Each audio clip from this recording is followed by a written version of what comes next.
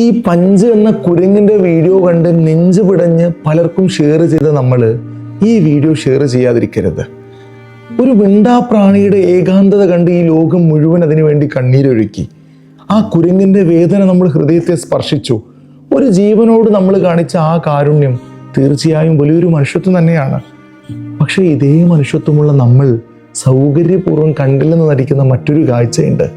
ഗസയിലെ പിഞ്ചുമക്കൾ പഞ്ചിനെ പോലെയല്ല, അതിനേക്കാൾ ഭയാനകമായി അവർ ഇന്ന് ഈ ലോകത്ത് ഒറ്റപ്പെട്ടിരിക്കുകയാണ്. ചുറ്റും വെടിയൊച്ചകളും ബോംബ് വർഷങ്ങളും മാത്രം.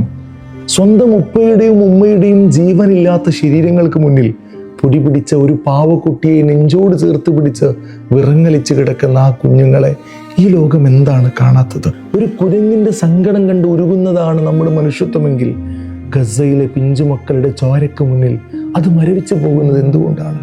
മൃഗങ്ങൾക്ക് കൊടുക്കുന്ന പരിഗണനയുടെ ഒരു അംശമെങ്കിലും സ്വന്തം വർഗത്തോട് കാണിക്കാൻ കഴിയാത്ത ഈ ലോകം.